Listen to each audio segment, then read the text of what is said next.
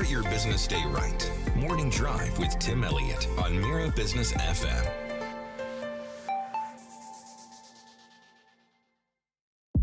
Good morning, this is the Morning Drive with me, Tim Elliott. So we have a lot to get through today, but if you're with us, you're very welcome. Mirabusiness.fm is the website. Watch and listen on YouTube, on Twitch, on Rumble, Daily Motion, across social media, and our podcast. Don't forget, practically everything we do is available to listen or watch again. Just search Mira, M-I-R-A, Business FM, wherever you get your podcasts from. And a subscription is always appreciated. If you want to find out more about us, just search Mira Business FM. Very simple. To get in touch with the show this morning, info@mira.fm, and also the WhatsApp number is available. You can do it without having to remember numbers. WhatsApp.mira.fm should bring up the dialog box. Or, if you need the number, 971 is the country code, 522-789-567. Now, to start with this morning, the effect of AI, artificial intelligence, or the effect that it's having particularly on our daily lives. Right now, the good stuff and the less good stuff, the risks and disadvantages, i.e. how increasing use of AI is already leading to a decline in human critical thinking skills, or is it? It's a question we're going to ask of Nasser Bostan, who is the founder and CEO of SimulacraX, which is a next-gen cognitive cybersecurity platform. So generally, when you think cybersecurity, it reacts. The idea with SimulacraX is that it anticipates. That's basically what he does. Nasser, good morning to you. Good morning, Tim. You should be my sales guy. I'm applying for the position. I'm wondering how I'm doing, Nasser. Is the package decent? Yeah, you're already in there, mate. Good to see you. How are things? I know you're in. Are you in Cambodia at the moment still? Is that where you are? I am in a cafe in Phnom Penh, Cambodia at the moment. Yes. And how is Cambodia this morning? Well, very good. Love the place. The weather's great at the moment, and when I say great, I mean you've seen what's going on in the rest of Asia, right, with the sort of torrential rains and everything. Yeah. Not affected here. Great city. I mean, it's just developed so dramatically over the last 10 years. So yeah, great place. Well, great to see you. Hopefully see you back here in the Emirates soon. But look, the last time you were on, Nasser, we were talking at some length about the sapient paradox, the question as to why there was a long delay between the emergence of genetically modern us, humans, Homo sapiens, and the development of complex behaviors like civilization, and how it relates to the speed at which AI is hurtling forwards. That was kind of the thrust of our discussion. A little bit simpler today, I suppose. We're going to talk about the advantages of AI in terms of its efficiency, productivity, convenience, the things we're all really aware of, but in sectors like healthcare, education, manufacturing, and when it comes to solving, the big global issues, climate change, disease, when it comes to assisting people with disabilities, improving accessibilities, and then when it comes to new discoveries and insights. Now, also, and I know you've seen some notes and made some notes on this, in the interest of balance, the risks and disadvantages of artificial intelligence, the question over whether or not increasing use of AI is already leading to a decline in human critical thinking skills. Nasser, I'd like to start the discussion in kind of broad terms. How do you think of AI's impact at this precise moment in time? I know you read regularly, speak regularly, it's your work day, of course, very often. How do you characterize the impact of AI on us thus far? It's it's a great question. I think there's also already a social impact. We're seeing people utilize AI increasingly. I've seen joke memes on the likes of Instagram and TikTok where people are now having conversations where when they get a question from somebody, they'll ask ChatGPT and then sort of give ChatGPT's response back, which I know is a bit of a joke, but still, it's a sort of a little example, frankly, of the increasing reliability. I mean, I use it every single day in my daily. I'll type up an email, send it to ChatGPT, and say, "Hey, what do you think? Could this be improved?" But more broadly speaking, we've seen a lot of impacts when it comes to things like companionship. People are now increasingly utilizing the likes of these chat models for companionship, and that's across all age ranges. It's not just confined to, say, the youth or anything like that. So, yeah, societally, we're seeing huge impacts, and technologically, it's starting to increasingly impact everything that we're doing, both from a positive perspective. And we'll go through some of those examples on the call today. But secondly, also from a threat perspective, I'm in cybersecurity, and I'm seeing the impact on networks and systems now that these attackers are increasingly using AI. So yeah, lots of impacts across lots of different aspects.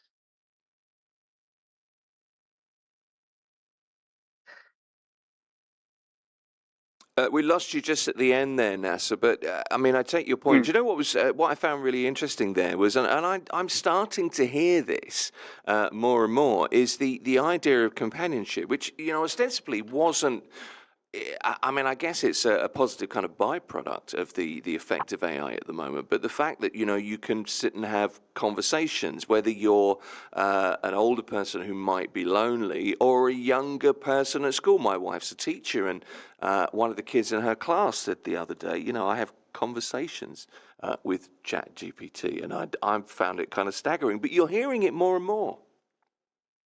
Yeah, it's and there's both a positive and a negative side to it. The positive side, as you said, is when we're already facing an epidemic of loneliness, increasingly, particularly since COVID-19. There's been much more sort of isolation in society, and the advent of social media certainly hasn't helped that. And if you look at, as you said, these chat models, they are serving a purpose where people, especially now that they've got increasingly human-like in their ability to respond and talk, in a human-like voice. They are really starting to help a lot of people who are otherwise, don't have a lot of social contact and everything. And then what you're also seeing, and I've got friends who, have literally got AI boyfriends and girlfriends now, and these are not replacements of real people. They're sort of additional virtual boyfriends and girlfriends who they actually utilize to talk about their day and maybe bounce ideas off, or they've had a bad experience and they want to get a perspective and make themselves feel better. And this is interesting because AIs are very much now programmed, as we have discussed previously, to be helpful, harmless, and honest. And that sort of programming means that people are getting increasingly more reliant on AI for things like advice and guidance and therapy than perhaps they would do when they're talking to their fellow human beings. Um, on the negative side, we're seeing increasing. You mentioned critical impact on critical thinking. We'll talk about that, but there's also the impact of younger people, particularly vulnerable younger people, who are getting more and more, let's say, addicted to AI as well. There's been lots of cases you've probably seen in the news of people self-harming because AI's encouraged them to do that, this kind of thing. So yeah, there's positive and there's negative sides of it. Well, there is. I just find it really interesting because, if you're using AI as a friend, and, with some of the content online, AI is probably more human in many ways, let's be completely honest. But it's fascinating that we've got this AI model of no judgment, just complete honesty. And really, that's what you look to a real friend for. You don't want your friends telling you what you want to hear. If you're absolutely honest and you boil it down to its most human level, your friends need to be truthful. And AI fulfills that role. It's almost an ideal scenario. To an extent, it does. The issue is that, of course, the model producers, the creators for ChatGPT, the Anthropics, have to ensure that their model is not encouraging behaviors, as it were. And so the whole helpful, harmless, and honest piece, it basically means that these AIs are telling things to people that are overly positive, right? They're overly sort of encouraging, even where perhaps that behavior might not be conducive to their benefit. And I think this balance that we're trying to strike between, okay, we need them to be helpful, harmless, and honest, but we also need to make sure that we're not creating this sort of breed of artificial intelligence that's going to sort of encourage people to live in a little fantasy world of their own because AI is validating literally everything that they say to them. Mm. Okay. Look, it's a broad point that I want to continue with. Most of us look at AI as Chat GPT, helping us with knowledge, answering questions, formulating letters to get a raise at work, or checking emails before you send them. Right now, for most of us, that's kind of, I suppose that's how we view it. Obviously, there's a bit more to it.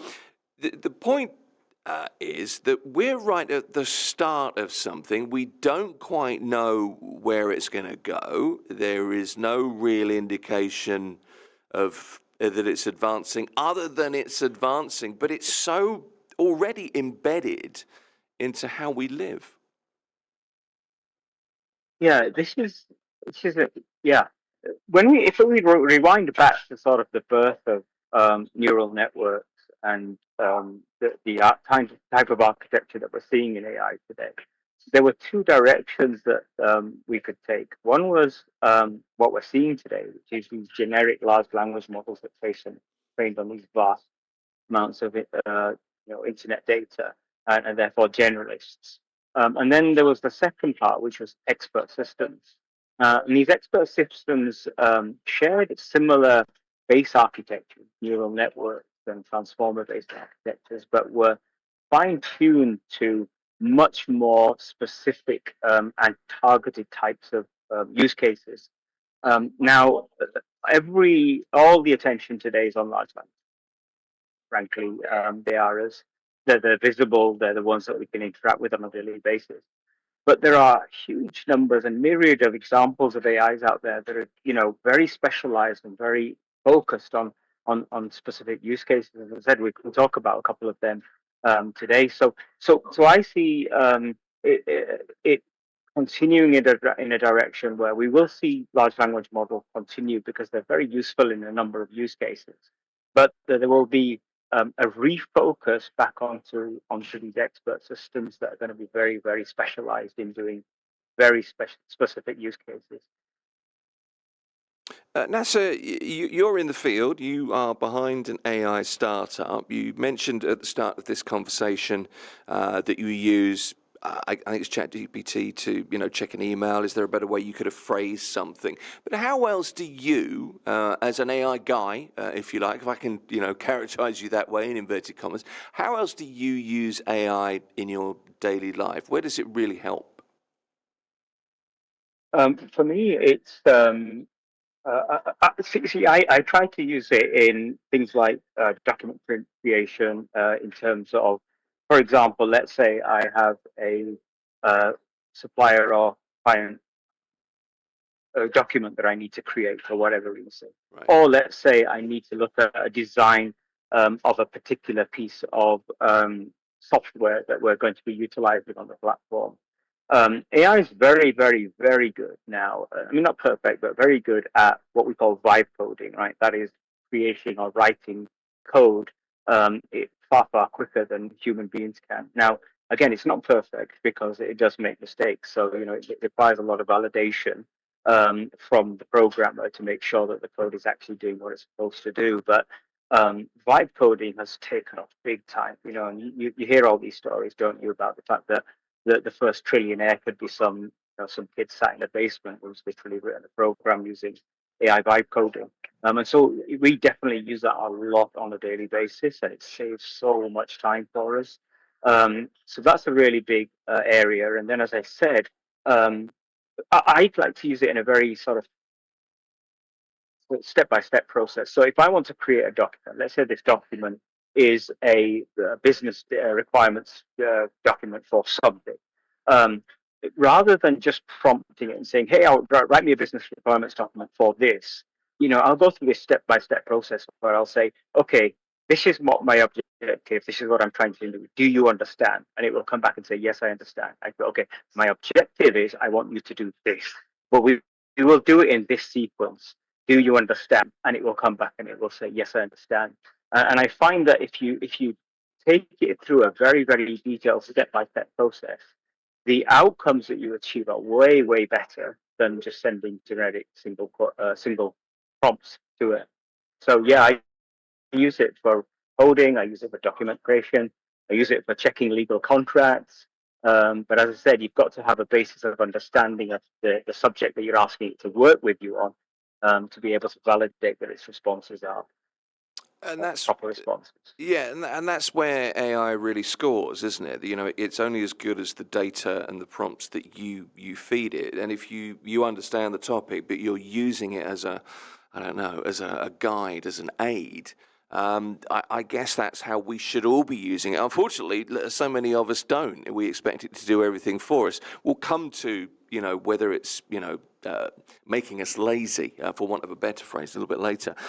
For today's discussion, we kind of threw a few ideas backwards and forwards, and then you sent me some notes, and you've sectioned 5 very specific areas and examples of how AI is of like real tangible use to us in manufacturing, medical, science, solar flares, which is interesting, and agriculture. But let's start with your first kind of section, mind and communication.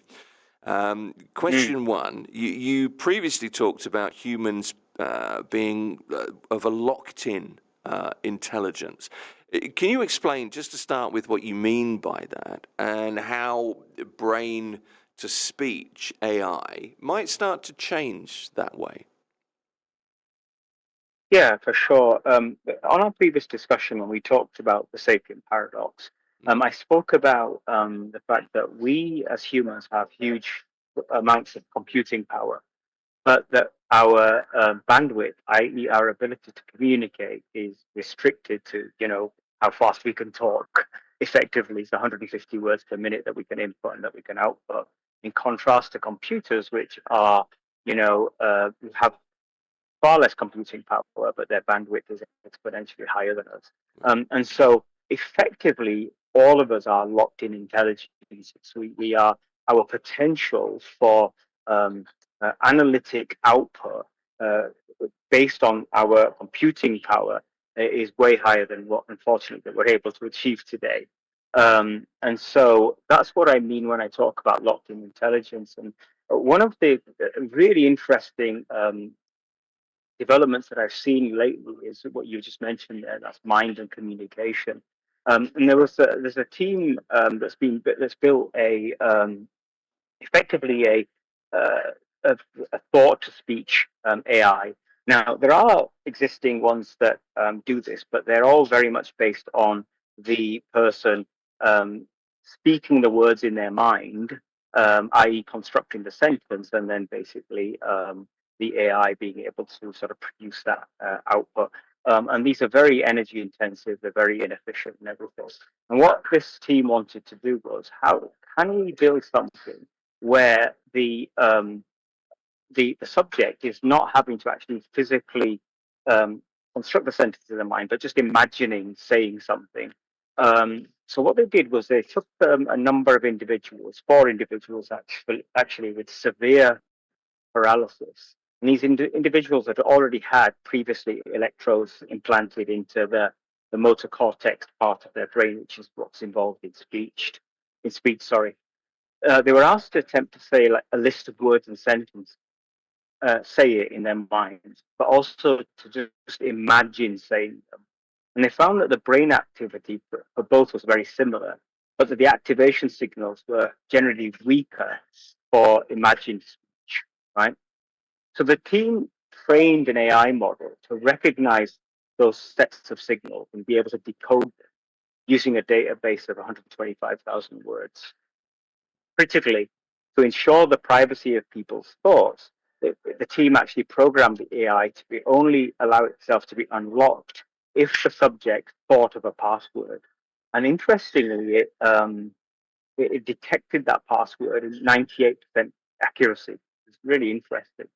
Now, the outcome of these experiments was that the AI was correctly able to decide what the subject was imagining 74% of the time, which is really, really quite impressive for a first sort of version of this development.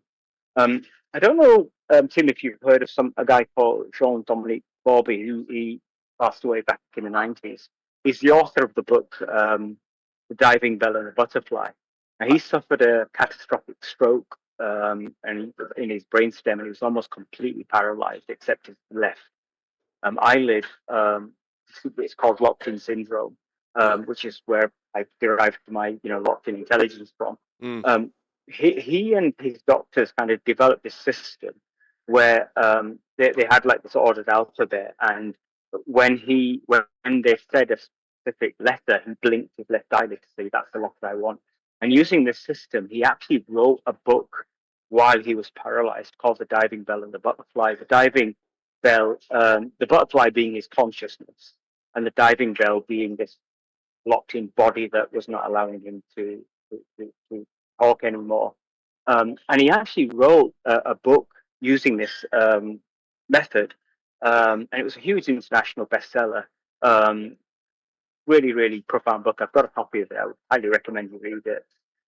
But the point here is that if we can now start developing this AI that's able to imagine what people want to say and able to output that quickly, then people who are suffering from paralysis, could would have a new lease of life. Let's say, put it that way. At least we would be able to get away with this locked-in intelligence we're facing. So I just think that's such a beautiful use case, for what AI is capable of doing. It really is. I mean, it's such an impressive use for technology as well, and it's such a worthy use. I mean, how far away are we, do you think, from this being, I don't want to use the word commonplace because hopefully it doesn't need to be, but how far away are we feasibly from seeing this, really developed? I think we're not. I think probably a couple of years away, 2 to 3 years away. Now, there was a separate team that developed, I think I mentioned this before, but there was a separate team that developed the ability for this AI to be able to interpret what people were seeing using an MRI scanner, and the brainwaves that are coming out of the MRI, the AI had been trained on. Yeah. And so if the person was looking at a picture of a pizza, the AI was able to accurately use a picture of the pizza. And so if you that's also already coming along very nicely, indeed, some really impressive results. So combining the two technologies together, or the two AIs together, I think we're not too far away, probably 2 to 3 years away from having a working methodology for people who are, as I said, suffering from severe paralysis to be able to communicate. It's incredible. It really is. And I appreciate your recommendation of the book as well. Although I have to say, if somebody said to me, what are you thinking about? Very often I'm thinking about pizza anyway, Nasser. So I wonder how many other people are like that.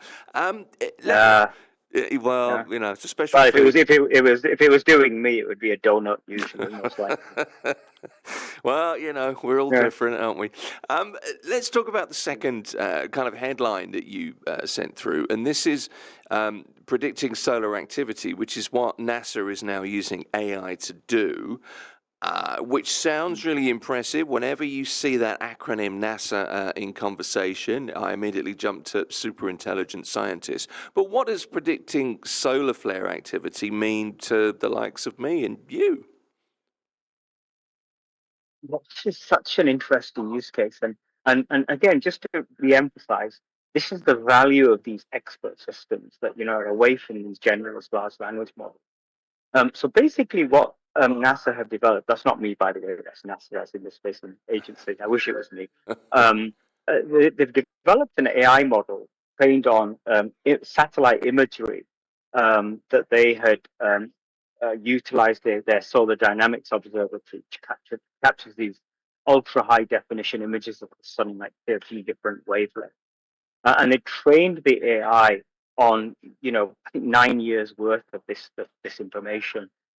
Now, what the intended use of this AI was is to say, okay, at any moment in time, given the solar activity, can the AI predict what the next solar flare or the appearance of the next solar flare would be like? Now, why is that important? It's because solar flares impact Earth, right? They release particles that can, interact and disrupt our satellites, our GPS systems, even astronauts in space and people on airplanes. You probably saw, I don't know, the news last week of Airbus recalling a lot of airplanes for a software update because they were afraid that there was going to be some impact on solar activity on the. So this is a real life use case and a real life impact. And the key thing is that these solar flares can be followed by what are called coronal mass ejections, which are these gigantic flares and outbursts that come from the sun that transmit high energy particles. And if these particles hit Earth, they can disrupt Earth's own magnetic field and create these huge geomagnetic storms that can literally knock out entire power grids. And obviously our entire world runs on power grids now, right? So huge impact. So as I said, the team trained the model on this 9 years worth of data from their solar dynamics observatory. And what happened was the model was able to identify patterns in the data and able to generate images of what the sun would look like in the future. They tested it, and it was able to predict the occurrence of a flare within the next day. So it literally was shown an image of the sun, and it accurately predicted that there was going to be a flare within the next day. And it was able to generate an accurate image of the flare up to 2 hours into the future, like literally 100%, almost 100% accurate image of what that flare was going to be looking like based on what the solar activity was like 2 hours in advance. And now that is in itself impressive enough. But the next step is really to figure out how well it's going to be able to predict what the impact of this solar activity is on Earth, right? It's all well and good having the image, but we need to understand what does that actually mean to us. That's quite difficult because at the moment there's no directly observable way to correlate how the magnetic field configuration between the sun and the Earth looks like at any given moment. But if we can figure that out, and NASA is working on it at the moment, you could couple that AI with specialized small language models that power grid operators, satellite operators could literally be able to communicate with in real time and say, hey, I'm seeing something going on here. What do you think is going to happen? And the AI can help predict and prepare for that. So again, it just kind of blows me away with how phenomenal that really is. It's really impressive that it's so accurate and so early in kind of AI's. I use the word evolution under advisement, but that's really what is kind of happening. And you go from that kind of solar flare activity. What on earth is that? To this very direct effect potentially on us that it could just knock out. It could turn the internet off, for example, while I'm writing an email to the boss or whatever. So it's a very real world effect. Yeah. We're at the early stages of this. This is 9 years of training. What's the next point that this could possibly reach? Where could this go? So for me, this is all about as we become much more hyper connected, as we become much more dependent upon data centers producing all of the information that we need, particularly AI and all of the hyperconnectivity that we have. Then, as I said, potential solar activity is going to have an increasingly large effect on what we do. So if we can learn to predict that before it happens and effectively put remediation efforts in place that could be literally save the world kind of initiative. We talk about things like nuclear war and climate, all of this stuff, and they are absolutely real problems. But we kind of tend to forget that we have a very hot neighbor 93 million miles away that could also pretty dramatically affect us. It's worth remembering, isn't it? Let's go on to another, and this is a very easily understandable, tangible example that we can draw on here, with AI mimicking the way, doctors might think, the contribution to the medical field. What breakthroughs are we seeing at the moment in that regard? Yeah, this is a good one. There's a lot of work going on with large language models, right? We all love the ability to be able to communicate. Sorry, I think you lost me for a second there, didn't you? We all love the ability to communicate with an AI in real time with natural language, so that we don't have to get all technical with it. But the challenge with that is that AIs, as we've seen, can hallucinate, and in the medical field, you cannot afford to have hallucinations. You've got to be as accurate as possible with what you're diagnosing. So an AI has been developed that focuses on what we call causation rather than correlation. So as I said, large language models are correlation engines. They take different data points and then they correlate that information, and output what the most likely scenario is, or the most likely output is to the information points that they've got. The AI that they've developed is actually more about causation. So what it does is, the difference between correlation and causation is, it asks counterfactual questions. So a counterfactual question, this is a silly example, but let's say a kangaroo has a tail, but what if it didn't have a tail? That's a counterfactual question. In the medical context, you could say a correlation-based AI, traditional one, that large language model. You may have a patient come in who has, say, shortness of breath, right? They visit the hospital, they've got shortness of breath. The correlation-based AI will say, okay, shortness of breath, they're probably overweight. Being overweight, they've probably got type 2 diabetes, and so they'd recommend insulin as a remedy. But the causal-based AI might instead, it'll focus on the link between shortness of breath and other things, such, for example, as asthma. So it'll explore other treatment options, not just what it believes is the most likely scenario, but it will ask itself all of these counterfactual questions in the same way as a doctor would do to get to what it believes is the right diagnosis. Now, the system was given about 1,600 realistic medical case summaries developed by about 20 doctors, which showed symptoms for, I think it was about 350 different illnesses. And then a group of 44 doctors, they tackled an average of 159 of these cases each, seeing if they could figure out what was wrong and what was right.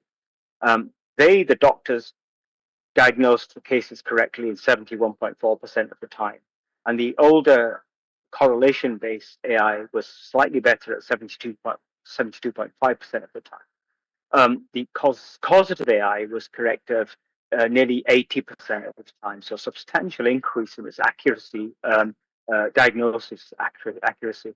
And interestingly, when it came to a subset of particularly rare diseases, such as, say, non-Hodgkin's lymphoma, the new AI was still outperform the doctors, and it was about 30% better than the correlation-based AI system was as well. So there's a noticeable increase in the ability of it to correctly diagnose information based on this causative process that it utilizes, which, it goes without saying that if we can develop this further where it's getting close to perfection when it comes to diagnosis, not just real time, but predictive diagnosis, then, that's a fundamental change in the way that we deal with our health. It really does. It's so interesting that, because there are a number of kind of facets to this, I guess. This is not to say that, doctors are, I don't know, underqualified, not ineffective or anything else. But what this does allow is that greater scope for more accurate diagnosis. Doctors are really busy, and it offers that kind of, once again, AI as the tool, as the aid to, to back up what are often, I guess, very difficult things to diagnose, depending on the situation. So it's not as though the machine learning is beating us, but it really offers us.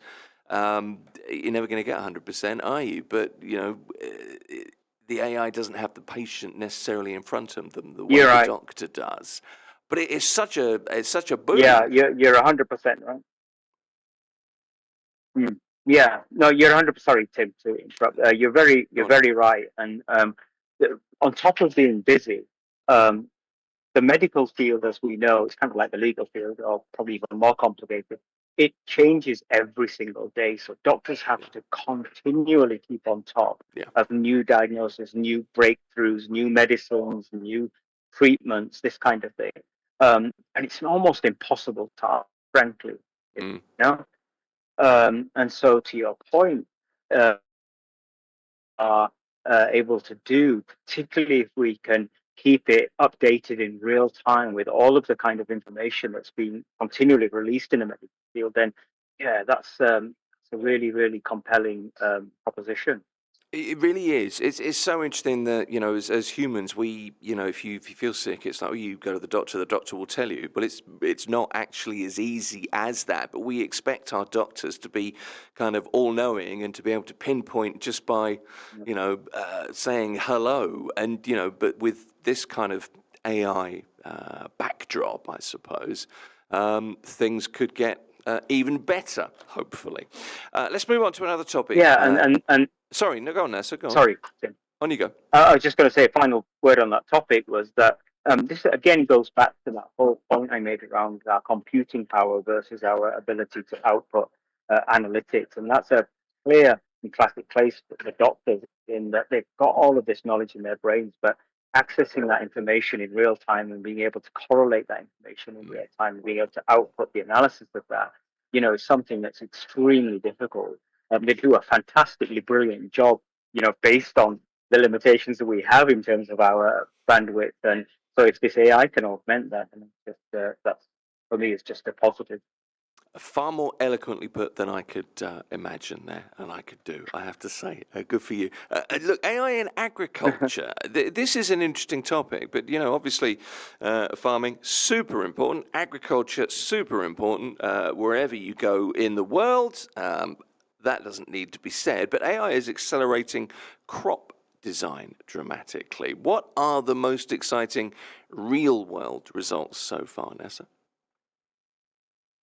Yeah, we've seen quite a lot of stuff going on around the world in crop. I mean, the thing that, just to sort of set the backdrop to this, as we know, for decades, crop breeding has been very, very slow, expensive, very slow in incremental progress, as it were. Developing sort of new high yield or drought resistant varieties typically take around about a decade of research, development, and production.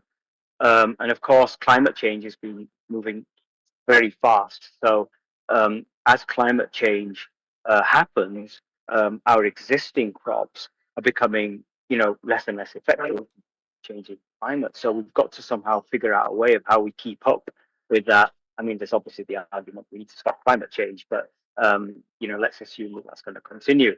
Now, AI is already showing sort of some very dynamic changes to how we do that, right? So modern AI systems, and again, these are expert systems that are fine-tuned and created specifically for this use case. But they can analyze millions of genetic combinations, satellite images, drone data, soil readings, weather histories, all at the same time, all in real time. And because they are expert systems that are fine-tuned to this, they don't guess. They actually predict which genetic traits will produce the highest yields or survive drought or heat or disease. In other words, this AI can tell these breeders which of the parent plants cross before they step into a field, right? Some real use cases is that, for example, in East Africa, we've got AI sort of guided breeding, cut development time by more than half, and it's produced these maize varieties that yield up to 40% more under drought than the existing varieties were. And as we know, drought is a big problem in that part of the world. So a 40% increase is significant for them.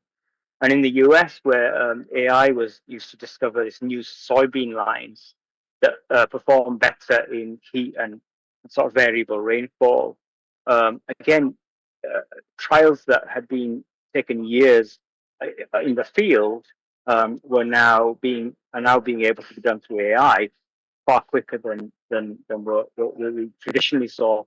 And in the UK, there's an example of wheat researchers. They've used AI to identify gene combinations that boost grain counts and nitrogen use efficiency. And that sounds all a bit technical, and frankly, I don't really understand the nuances of it. But the point here is that wheat is a significant food source around the world, and so AI utilizing these new gene combinations that boost the amount of how quickly wheat is being able to grow is very, very important to us.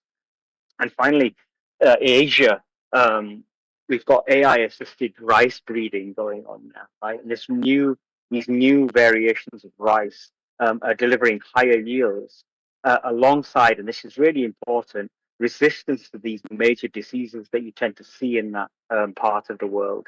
And salinity stress, i.e., resistance to salt, again, which you'll see a lot of that in that part of the world with the weather patterns that we see. So these are all real use examples of the expert AI systems making tangible changes and results in food availability and our ability to continually combat climate change as it moves forward.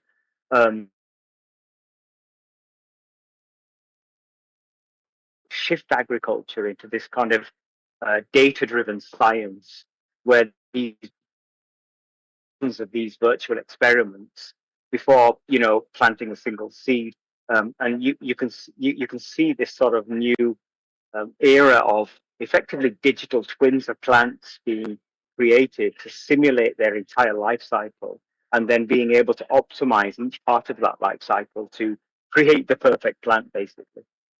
And the point here is that we shouldn't be confusing this with genetic modification. This is an entirely separate and and a much more, I guess, a much more modern field. Correct, exactly that. Yeah, this is not genetics. I mean, there is the possibility of integrating with CRISPR, which is obviously genetic engineering, in the future. But no, AI is taking existing plants and just being able to understand how they react best to different types of environments, and ensuring that's what we're exposing them to, as it were. So are we close to AI design crops? Is it going to be, will that become the norm soon? I think so. There's already something called the synthetic genome project out there, which is in its early stages. I think I mentioned this last time. And it sounds quite sinister, and obviously it needs to be controlled, and there's a lot of discussions going on around how that could be controlled. But this is effectively AI being used to create completely new genetic sequences of not just plants, but potentially animals and stuff, and even small genetic variations in humans, for example, beating the Down syndrome genome, which we know exactly how that occurs, and how do you synthetically overcome that so that that's no longer going to be a problem in the future. So yeah, 100%. That's absolutely what's happening, and it will continue to develop in that way. That's 4 points of 5. Topic 5, the fifth point that I know you wanted to bring up is predictive maintenance, which is often overlooked. But why is it such a clear example of AI delivering value in industry? Yeah, I mean, this is something that's close to my heart, being in IT and networks and computing and stuff. And it's been a huge challenge in manufacturing for many decades. Right? How do you bring the sort of efficiencies and predictive understanding of what may go wrong before it actually happens? And there's a variety of companies around the world who have already got real world use cases out there. And again, I really want to emphasize that these are expert systems. These are not, generic LLMs, these are expert AI systems. And so what's happening is now these modern sort of machine learning models that have been developed, they can monitor the behavior of specific equipment in real time. So sensors are placed at these pieces of equipment. Actually, Formula One's a perfect example of that. Something like 6,000 sensors on a Formula One car that they can monitor in real time and use that sensory data to kind of predict what may or may not happen. But going back to manufacturing, these AIs can utilize all this sensor data. So it's like vibration, temperature, torque, sound profiles, hydraulic pressure, and they can learn the early signatures of failure that the human eye would never be able to stop. So they can forecast things like the remaining useful life of a piece of equipment, how many hours or days before a component is likely to fail, probability of failure, the statistical likelihood of breakdown within a given time window. And anomalies, the moment sort of behavior deviates from what's expected, what's happened, what's caused it, and what's the impact of what this anomaly is doing. And then specific fault emergence as well. So not just that it's going to break, but how it's going to break. So these are AIs that are out there deployed, and as I said, highly specialized in both the inputs that they receive and the way that their architecture is modeled to be able to produce these outcomes that we're doing. BMW, for example, they've cut unplanned downtime by 40% already. Airbus uses AI to detect anomalies in their press shops and their drilling robots. Obviously, how manufacturing airplanes is a very, very safety intensive practice. Komatsu, for example, they're using deep learning for mining trucks to predict hydraulic failures before an entire operation goes offline. So predictive maintenance is another example. It's so different from the other examples that we talked about, of where AI is tangibly creating real world change and measurable benefits. And so potentially we're, and I guess industry executives are salivating at the thought of this, but you're almost at a point where you would never need to shut down operations. This is a zero downtime kind of scenario. So that's got to be great for profits.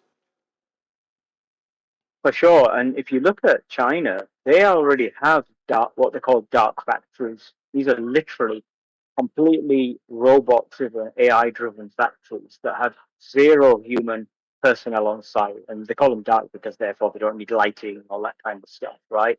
But yeah, it is a reality as we see today. Now, of course, that's fantastic from a profitability perspective and an efficiency perspective. We of course need to have a think about the impact on humans because less jobs for humans, as it were. Sure. But without going too much off topic, we are facing a population crisis, i.e., we are seeing a decline in the population, and an aging population as well. So that we're not far off. I'd say 20, 30, 40 years away from. Frankly, there's not going to be enough humans to do these jobs anyway because we simply don't have kind of population growth that we require. So all of this work that's being done right now is in preparation for this future where the role of the human in things like manufacturing is going to be very different from what we see today. It's a remarkable conversation. So look, those are the five areas. The final thing I wanted to put to you this morning is the risks and disadvantages. How increasing use of AI is already leading to a decline in human critical thinking skills, because most of us, if we can make life easy, we will, and that's just I guess that's just the way we are. But what do you say to people that say, "Oh, we're too lazy. AI is just too easy. You don't need to think. We just turn to it," because we're all used to, over the last 20 years or so, maybe a little bit longer, of turning to Google for answers. So AI is just the next stage of that, isn't it? That's such a good point, Tim. You're right. It is just another tool, Hmm. and yes, there is the danger of critical thinking diminishing, and we're already seeing signs of that. But calculators, you know, when back in the day before calculators, then you sat there with a piece of, well, I didn't, but our forefathers sat there with a piece of paper and an abacus trying to do it all manually, and so calculators, you could argue, diminish critical thinking. AI is just an extension of that. It's inevitable that we are going to develop tools that will take some of the cognitive load away from us, and theoretically allow us to focus on the high value outcomes and outputs that unfortunately our locked in intelligence don't allow us to do today. Yes, there is the danger of a loss of critical thinking, but there is the positive side of um, intelligent augmentation of us as human beings. What about, you talked about cognitive load there, and, the mind is a muscle that we need to exercise, but are our memories and factual knowledge likely to see a decline if we continue to, rely on AI? Because in many cases, it points towards it propping us up almost, for some people, not for everybody. And I make this point uh, quite often, but I mean, who can remember a phone number anymore? Because, it's in your phone, you don't need to. It's such a good point. Again, I used to be fantastic with phone numbers, and now Yeah. I can't even remember one of them, frankly. So yes, you're right. But it's interesting, and it's a really good point about memory, Tim, because um, one thing we have to also understand is that ultimately AI and humans are not going to be two separate types of intelligences. In some cases, they are. But as we're seeing with the Neuralink that Elon Musk is developing and a number of other, we already talked about AI brain interfaces earlier. We're going to see integration between us and AIs. So things like memory, things like analytic outcomes, things like that, they're going to be more and more outsourced to our partner AI, allowing us to be, as I said earlier, be more creative. So Mm. I see a future, and it's not too far away, where you will have AI, yes, doing all of these expert system jobs. A lot of what we talked about earlier. You'll see, the continuation of large language models for things like, companionship and therapy and all the sort of brainstorming kind of stuff that you think. But I absolutely see a fusion of machine and human, creating a new breed of what we're going to be in the future as humans. That's so interesting. There's a recent MIT Media Lab study report out, and here's the quote from it that stands out to me. Excessive reliance on AI-driven solutions may contribute to cognitive atrophy and shrinking of critical thinking abilities. And what happened in this report was they asked ChatGPT that exact question. The over-reliance question. ChatGPT's answer was, it depends on how we engage with it as a crutch or as a tool for growth. And, the upshot of what that actually means is it's up to us to deal with it and to use it to the best of our abilities. Yeah, as individual human Mm, beings, right? exactly. 100%. I have to agree with that answer. And as I was saying earlier, um, the march of technology, go right back to the Stone Age, and tools, the development of tools. One could say that that changed human behavior at that time. The advent of agriculture, the Industrial Revolution, all of these periods of time coincided with effectively humans outsourcing their both physical and intellectual requirements to machines. So nothing has changed. Beings. This is just another step in. That's how I see it. Yeah, it's fascinating. Look, I've got a million more questions I could ask you. I always enjoy talking to you, Nasser, but I really appreciate your time this morning. Nasser Bostan, all the way from Cambodia, which is where you can find him at the moment. He's the founder, the CEO of Simulacra.X, which is a next-gen cognitive cyber security platform. Nasser, all the best. If I don't talk to you before the new year, before Christmas, all the best for the festive season. But once again, thanks for joining us this morning. Thanks, Tim. Happy New Year to you and the team. Catch you soon. This is Mira Business FM.